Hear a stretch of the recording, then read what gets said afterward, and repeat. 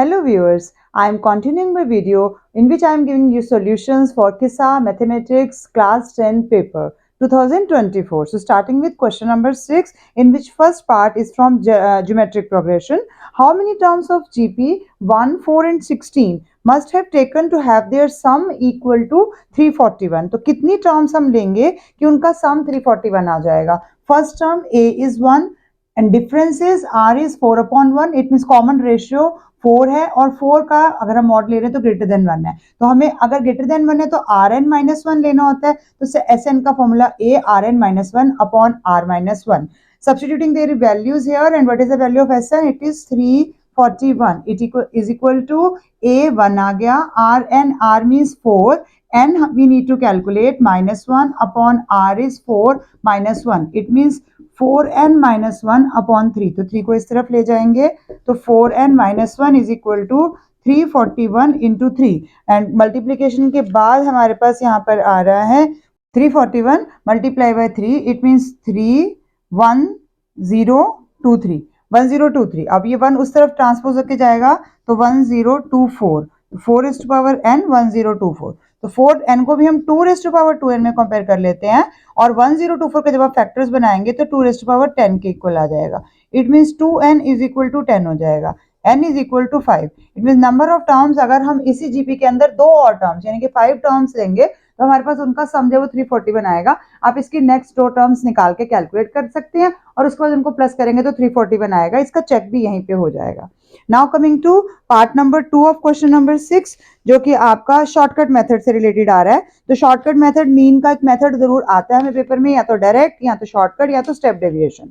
अब shortcut method हमारा assumed mean method के नाम से पेपर में आ सकता है, क्योंकि इसके अंदर हम मीन को ही तो एज्यूम कर रहे हैं. तो ये डाटा मैंने ऑलरेडी लिख दिया है.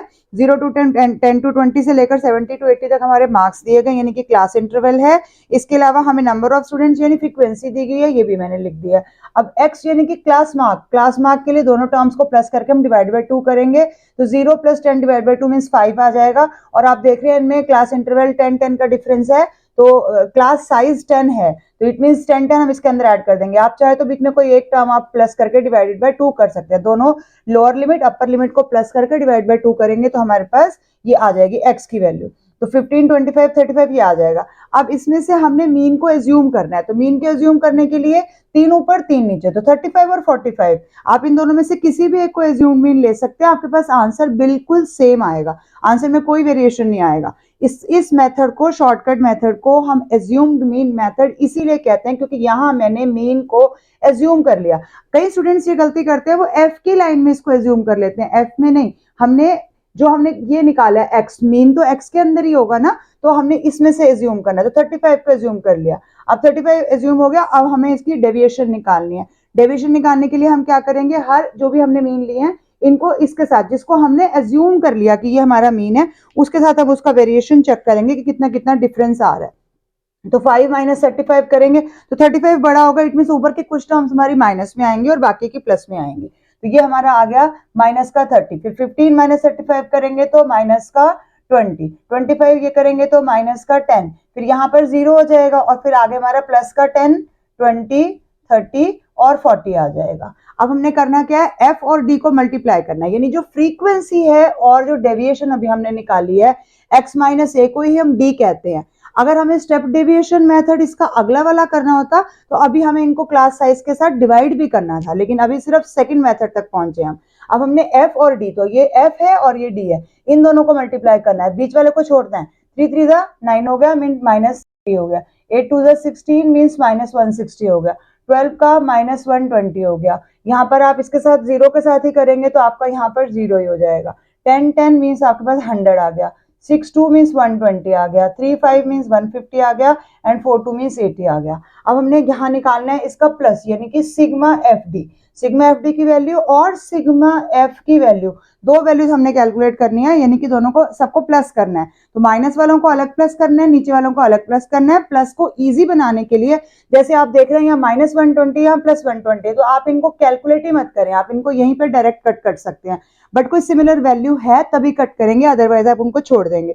जब आप पूरा कैलकुलेट करेंगे आपके पास सिग्मा एफ डी की वैल्यू 80 आ जाएगी और सिग्मा एफ को जब आप प्लस करेंगे तो आपके पास यहाँ पर ये 60 आ रहा है.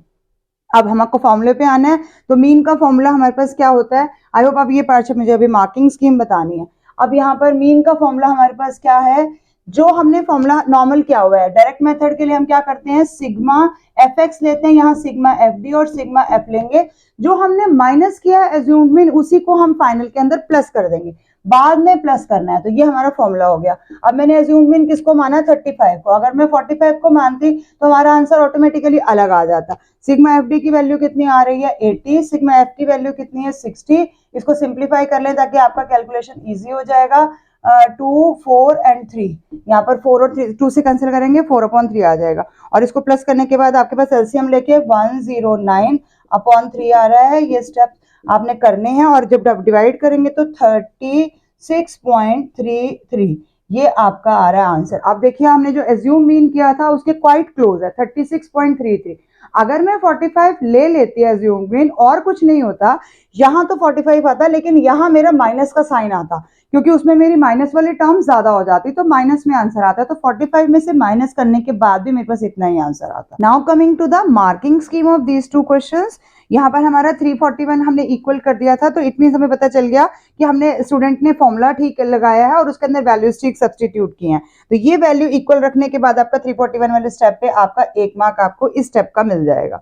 इसके बाद जब आप 4n-1 को इसके इक्वल करेंगे यानी मल्टीप्लाई भी ठीक कर देंगे और इसको इक्वेट कर लेंगे तो यहाँ पर आपका एक और मार्क हो जाएगा, या फिर इस ट्रांसपोज वाले पे भी ये मार्क मिल सकता है। टीचर टू टीचर थोड़ा सा वेरी करता है। फिर n = 5 आपका प्रॉपर आंसर आने पे, क्योंकि हम फर्स्ट पार्ट के बारे में बात करें तो 3 मार्क्स का ही है, तो 1 मार्क आपको यहाँ पर मिल जाएगा। अब हम बात करते हैं आपके नेक्स्ट क्वेश्चन यानी कि एज्यूम्ड मीन मेथड के बारे में। तो एज्यूम्ड मीन मेथड में पहला आपका फॉर्मूला आपने ठीक लगा दिया और ये वैल्यूज आपकी ठीक आ गई, दोनों sigma F D sigma F की वैल्यूज ठीक आ गई, तो यहाँ पर आपको 1 मार्क डायरेक्ट मिल जाएगा क्योंकि आपने फॉर्मूला ठीक लगा दिया और उसके अंदर वैल्यूज ठीक सब्सटीट्यूट कर दी है।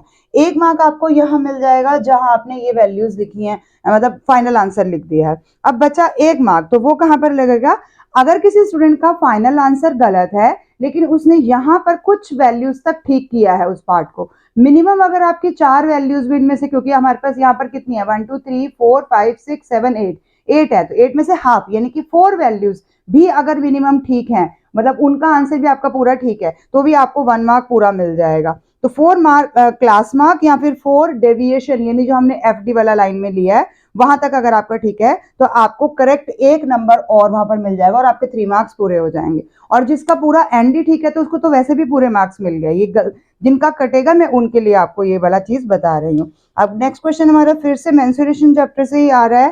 तो the surface area of A solid metallic sphere, solid metal का स्फीयर है जिसको it is melted and recast. जब भी हम किसी मेटल के सॉलिड को मेल्ट करेंगे, रिकास्ट करेंगे, तो उसका क्या सेम रहेगा, वॉल्यूम। यानी ऐसे हर क्वेश्चन में जहां मेल्टिंग हो रही है हमने आंख बंद करके उनकी वॉल्यूम्स का फॉर्मूला लगाना है, तो बहुत इजी हो जाता है। कई बच्चे कंफ्यूज होते हैं कि सरफेस एरिया या वॉल्यूम। कोई भी चीज मेल्ट कर रहे हो तो उसकी स्पेस ऑक्यूपाइड सेम रहेगी यानी उसकी वॉल्यूम सेम रहेगी। तो अब हम इसके थर्ड पार्ट पे आ रहे हैं।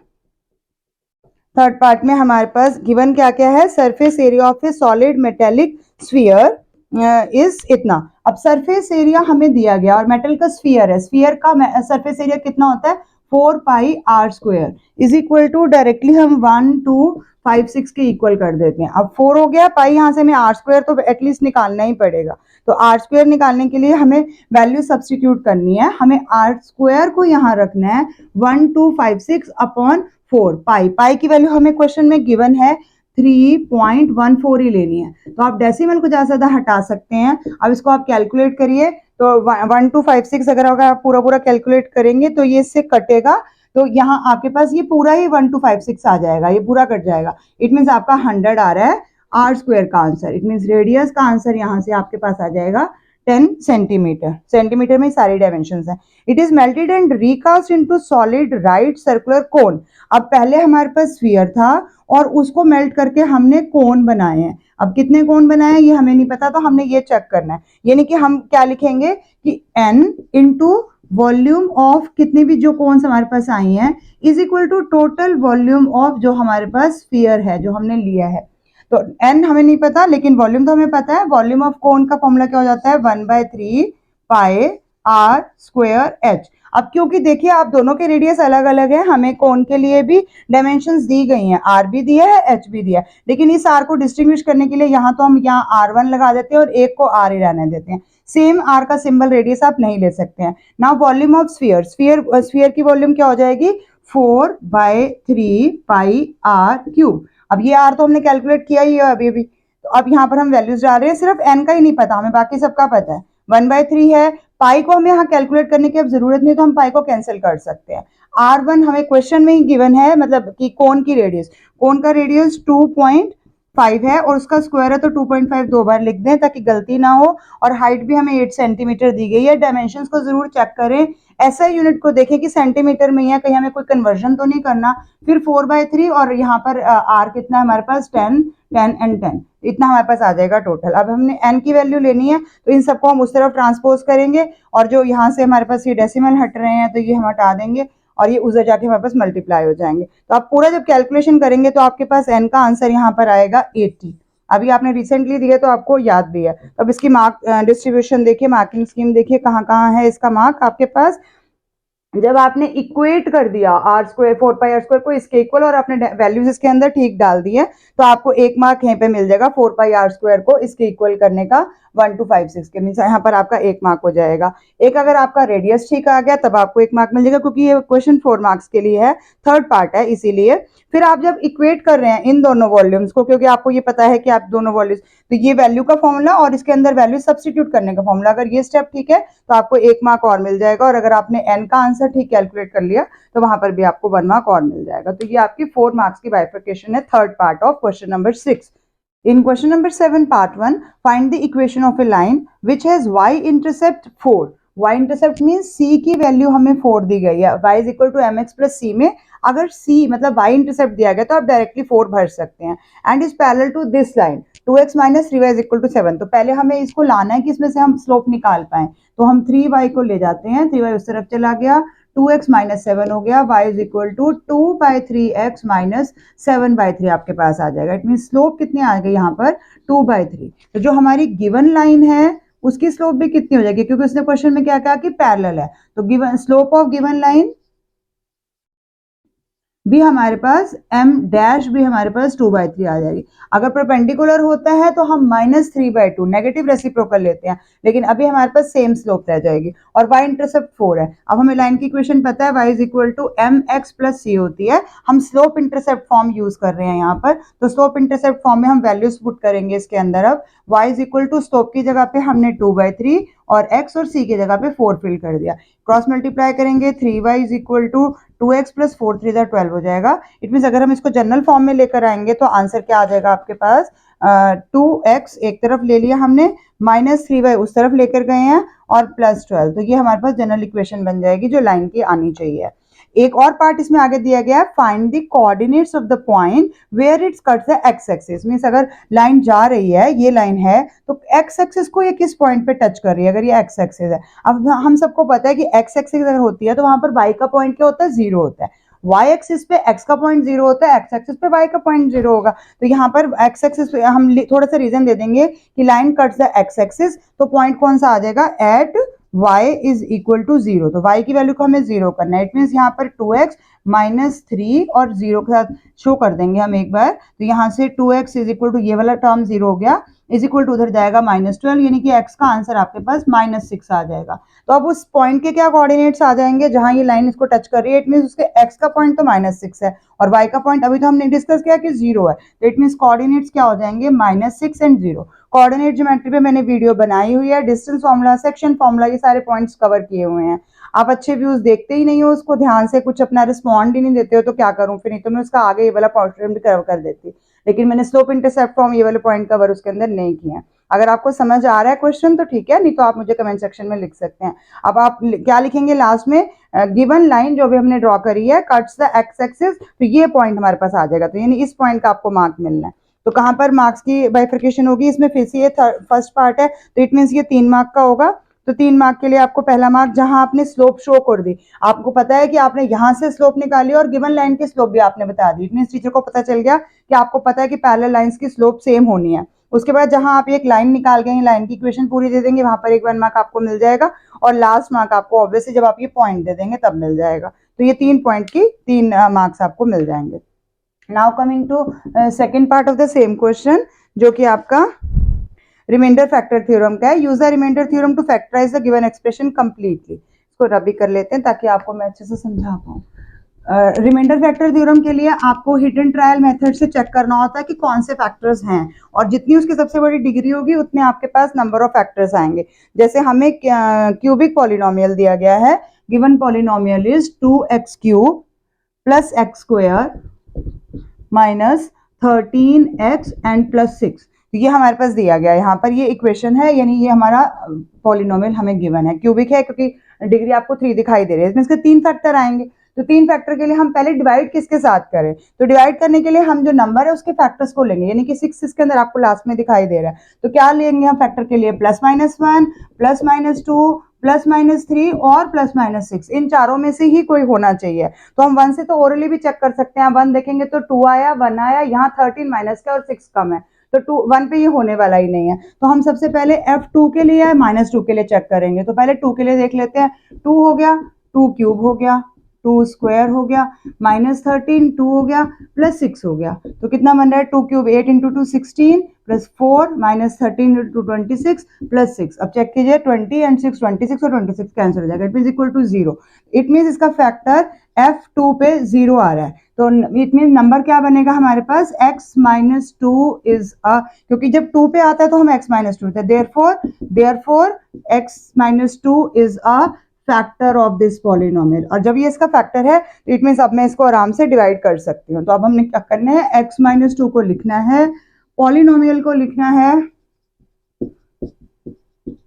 और हमने यहाँ लॉन्ग डिवीजन मेथड से डिवीजन करके दिखाना है। तो क्या करते हैं इसके लिए, अगर आपने अभी तक भी नहीं सीखा तो पहला नंबर यहाँ का और पहला नंबर यहाँ का आप साइड में लिख के डिवाइड कर लीजिए। जैसे कि 2x क्यूब है और नीचे x है, तो एक डिग्री कैंसिल हो जाएगी, इट मीन्स आपके पास 2x स्क्वायर आ जाएगा। अब इस नंबर को वापस x से मल्टीप्लाई करेंगे तो again gives you 2x cube. इसके बाद -2 के साथ इसको करेंगे तो कितना आ जाएगा, -4x square, minus sign change करेंगे प्लस, पहला नंबर कैंसिल हो जाएगा और 4 और 1 5 हो जाएगा, तो 5x स्क्वायर। नेक्स्ट नंबर को नीचे कॉपी करेंगे, फिर दोबारा से हम फर्स्ट नंबर के साथ ही डिवाइड करेंगे। अब इधर का फर्स्ट नंबर हमारे पास क्या आ रहा है, 5x स्क्वायर, तो आप साइड में 5x स्क्वायर को लिख के x से डिवाइड कीजिए, आपके पास डिग्री सिर्फ कैंसिल होगी, यानी कि 5x फिर से आ जाएगा और साइन भी उसका प्लस का ही है। 5x को दोबारा मल्टीप्लाई करेंगे तो 5x स्क्वायर आ गया, -2 के साथ करेंगे तो -10x आ गया।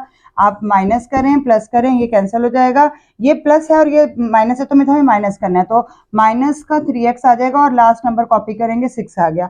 फिर -3x को रखेंगे, x से करेंगे तो आपके पास सिर्फ -3 आ जाएगा। तो जब आप -3x करेंगे तो -3 आया और प्लस का 6 आया, और जब आप साइन चेंज करेंगे तो ये कैंसिल हो जाएगा और आपका रिमाइंडर 0 आ जाएगा। इट मीन्स ये भी आपका फैक्टर आ गया। लेकिन ये अभी खुद भी क्वाड्रेटिक पॉलिनोमियल है, तो क्वाड्रेटिक पॉलिनोमियल को भी हमें फैक्टर बनाने पड़ेंगे। इसको करने के लिए आपको मिडिल टर्म स्प्लिट करना पड़ेगा। तो अब इसका मिडिल टर्म स्प्लिट क्या होगा, तो पहले हम लिख लेते हैं कि f(x) इज इक्वल टू, एक फैक्टर हमारे पास x माइनस 2 आ गया, लेकिन दूसरा फैक्टर अभी हमारा क्वाड्रेटिक पॉलिनोमियल है, पूरा फैक्टराइज नहीं हुआ है, लेकिन हमने तो फैक्टराइज कंप्लीटली करना है। तो x माइनस 2 को तो हम एज इट इज नीचे कॉपी करेंगे, अब उसको करिए आप, कितना आ जाएगा, 3 और 2 को करेंगे तो 6 आ गया, एक्सट्रीम टर्म्स का मल्टीप्लीकेशन 6 आ जाएगा, और 6 को किस तरह से बाइफरकेट करें कि प्लस माइनस करने पे 5 आ जाए, तो 6 1 जा। तो हम इसको करें, पहले एक बार चेक कर लेते हैं, 2x स्क्वायर हो गया, 6 1 जा, तो हमने उधर लेना है माइनस, मीन्स प्लस का 6x और माइनस का x, और माइनस का ही 3 आ जाएगा आपके पास। तो यहाँ जब आप लेंगे तो 2x कॉमन आ गया, इट मीन्स x प्लस 3 हो गया, -1 कॉमन आ गया, इट मीन्स x प्लस 3 हो गया, 2x minus 1 and x plus 3। अब ये इस क्वाड्रेटिक के भी 2 फैक्टर्स आ गए और एक फैक्टर हमारे पास ये x माइनस 2 स्टार्टिंग से चल रहा है। तो यहाँ पर आपके तीनों फैक्टर्स आपके पास ब्रैकेट्स में आने चाहिए, तो ये आपकी कंप्लीट फैक्टराइजेशन हो जाएगी, यानी x minus 2, x plus 3 and 2x minus 1। इसको सीक्वेंस में लिखने के लिए आप इसको पहले लिख दिए, हालांकि इसमें ऐसा कुछ नहीं है कि आप बाद में भी लिखेंगे तो कोई नंबर कट जाएंगे, इसका नहीं है ऐसा कुछ भी। अब ये क्वेश्चन भी आपका 3 मार्क्स का है, तो बाइफरकेशन क्या है, पहले आपने फर्स्ट फैक्टर को आइडेंटिफाई कर लिया इन सब में से कि कौन सा फर्स्ट आ रहा है, तो F2 आया, F2 पे आपका 0 आ गया। इट मीन्स आपने ये डिक्लेयर कर दिया कि S-2 इसका एक फैक्टर है, तो यहाँ पर आपको 1 मार्क मिल जाएगा। उसके बाद जब डिवीजन ठीक करेंगे आपके पास क्वाड्रेटिक पॉलिनोमियल ठीक आ जाएगा, तो यहाँ पर भी आपको 1 मार्क पूरा मिल जाएगा। अगर आप फैक्टराइजेशन पूरी करके तीनों फैक्टर्स ठीक से कर देंगे तो यहाँ पर भी आपके पास 1 मार्क और आ जाएगा, यानी कि 3 मार्क्स की डिस्ट्रीब्यूशन आपकी इसके लिए हो जाएगी रिमाइंडर फैक्टर थ्योरम के लिए। In third part construct regular hexagon of side 4 centimetre. Regular का मतलब इसकी सारी साइड सेम है, तो यानी हम कोई पहले एक साइड ले लेंगे 4 सेंटीमीटर की, मान लीजिए हमने साइड ले ली। मैं अकॉर्डिंग टू द स्केल नहीं ले सकती, नहीं तो आपको 4 सेंटीमीटर बहुत छोटा लगेगा। तो मान लेते हैं हमने ये एक साइड 4 सेंटीमीटर की ले ली। अब इसमें आपने जब भी रेगुलर हेक्सागन बनाना है तो आपने 120 का एंगल बनाना है। सिर्फ ऐसे करना नहीं है, आपने कायदा शो करना है। 120 का एंगल आपको पता ही है कैसे बनाते हैं। आप 90 डिग्री का मार्क करेंगे, उसके बाद 60, 120 का मार्क करके फिर आप इसमें से जाएंगे। फिर 120 पे जाने के बाद आप यहाँ पर फिर कट लगाएंगे, जहां पर आपका ये 4 है और ये भी 4 हो जाएगा। फिर 4 पर दोबारा से आप 120 का एंगल बनाएंगे। इस सिमिलरली हम इस तरफ भी ऐसे ही लेंगे, यहाँ पर भी हम 90 का ड्रॉ करेंगे, फिर इस पे 60 और 120 का लेके जाएंगे और फिर 120 से लेके जाके कट करेंगे, फिर 4 सेंटीमीटर आ जाएगा। 4 सेंटीमीटर आने पर यहाँ पर दोबारा हम 120 का एंगल बनाएंगे, इस तरफ भी हम दोबारा 120 का एंगल बनाएंगे, और उसके बाद जब हम उनको यहाँ लास्ट वाली लाइन भी हमारी 4 ही बचनी चाहिए, जितनी ये है उतनी ही ये बचनी चाहिए। तो आपको पता चल जाएगा कि आपने 120 के एंगल सही बनाया है। मेन बात इसमें भी पेंसिल बिल्कुल शार्पन होनी चाहिए, ताकि आपका बिल्कुल एंगल बीच में से जाएगा। अगर आप किसी भी जगह पे छोड़ देंगे तो आपका रेगुलर हेक्सागन ही नहीं बनेगा। तो जब आप सर्कल ड्रॉ भी करेंगे तो वो पूरा टच नहीं कर पाएगा। अब इसमें सर्कमस्क्राइबिंग सर्कल कहा है, तो सर्कमस्क्राइबिंग सर्कल के लिए हमें क्या चाहिए होता है, परपेंडिकुलर बाइसेक्टर्स चाहिए होते हैं। तो लाइन तो हमारे पास है, ये कोई भी दो एडजेसेंट लाइंस का हम परपेंडिकुलर बाइसेक्टर लेंगे। कैसे करते हैं, ए पे रखा हमने ऊपर कंपास नीचे, फिर बी पे रखा ऊपर नीचे, तो परपेंडिकुलर बाइसेक्टर आ जाएगी। यहाँ से हम इसको नीचे ले जाएंगे। कोई भी एडजेसेंट, मतलब मैं इधर वाली A B C D E जो भी हमारे पास यहाँ पर आ रहा है, तो इसकी भी हम ले लेंगे। तो अब इससे भी आप लेंगे, तो यहाँ पर भी आप ऊपर कंपास रखेंगे, नीचे फिर ऊपर फिर नीचे, और फिर यहाँ से हमारी लाइन ऐसे चले जाएगी। जब ये दोनों लाइंस इस लाइन को बाइसेक्ट कर देंगी, जिस पॉइंट पे ये मीट करेंगी वो हमारे सर्कल का सेंटर आ गया। अब आप यहाँ पर रखिए, और आपने कहाँ तक लेके जाना है उसको, क्योंकि हमने सर्कमस्क्राइबिंग करना है, हमने बाहर सर्कल बनाना है। तो आप यहाँ रखिए। अब आप जब आप सर्कल बनाएंगे तो आपका सर्कल बिल्कुल इसके साइड से टच होता हुआ जाना चाहिए। अब ना तो मेरा हेक्सागन रेगुलर है और ना ही सर्कल ज्यादा अच्छा आने वाला है। मैं सिर्फ आपको समझा रही हूँ ताकि आपको पेपर के लिए ये मेथड पता रहे कि हमने 120 वाला ही बनाना है। कहीं पर स्टूडेंट्स पूछते हैं कि नहीं 120 वाला बनाना है या नहीं, हमें हर जगह पर 120 डिग्री का एंगल बताना है। सिर्फ लास्ट वाले में एक बच जाएगा जो कि ऑटोमेटिकली मिल जाएगा, वो किसी भी आप एक कॉर्नर से स्टार्ट करेंगे तो आपका एक रह जाएगा। तो ये आपने याद रखिए, जब भी सर्कमस्क्राइबिंग सर्कल बनाना है तो हम परपेंडिकुलर बाइसेक्टर बनाएंगे, और जब भी इनस्क्राइबिंग सर्कल बनाएंगे आप, तो वहां पर आपको एंगल बाइसेक्टर्स लेने हैं। वहां आपका जो एंगल आ रहा है, एंगल का बाइसेक्टर लेंगे आप, यहाँ पर एंगल बाइसेक्टर्स लेके जाएंगे, और फिर आपके पास सर्कल का सेंटर आएगा जहां पर दो एंगल बाइसेक्टर मीट करेंगे, तो इनस्क्राइबिंग सर्कल बनेगा। ये अभी सर्कमस्क्राइबिंग सर्कल की गंदी सी फिगर है, लेकिन आप अच्छी बनाइएगा, क्योंकि टीचर पूरा अच्छे से चेक करते हैं, तभी आपको इसके मार्क्स मिलते हैं। एक और क्वेरी का यहाँ पर आंसर दे रही हूँ। आप कई बार पूछते हैं कि इसमें स्टेप्स के कोई मार्क्स हैं? नहीं, स्टेप्स आपको नहीं लिखने हैं अनलेस अनटिल मेंशन किया गया हो क्वेश्चन में, जो कि इसमें कहीं भी मेंशन नहीं है और ज्यादातर पेपर्स में कभी होता भी नहीं है। हाँ, अगर आपको स्टेप्स पता है तभी तो आप कंस्ट्रक्शन अच्छे से कर पाएंगे। आपको पता जरूर होने चाहिए, पर स्टेप्स लिखने में आपने टाइम वेस्ट नहीं करना। तो यहाँ पर आप अपना टाइम सेव कर सकते हैं। मैथ्स का पेपर भी ऑलरेडी लेंदी ही होता है, और कई students extra optional question attempt करने की भी गलती कर लेते हैं। जब तक आपके पूरे जितने पार्ट्स आपको चाहिए वो पूरे आप अटेम्प्ट नहीं कर लें, उनको रिवाइज नहीं कर लें, उनमें कोई बचा हुआ पार्ट आप सॉल्व नहीं कर लें, तब तक आप एक्स्ट्रा क्वेश्चन उठाने की गलती प्लीज मत करिएगा, नहीं तो उनका इंपैक्ट आपके इन मार्क्स पे भी आ जाएगा, जो आपके बेस्ट 4 क्वेश्चंस हैं from section B. With this I conclude my today's video. बहुत लंबी वीडियो हो रही है, तो मैं 2-2 क्वेश्चंस करके ग्रेजुअली आपको सारे क्वेश्चंस दे दूंगी, believe me. Thank you for watching till the end.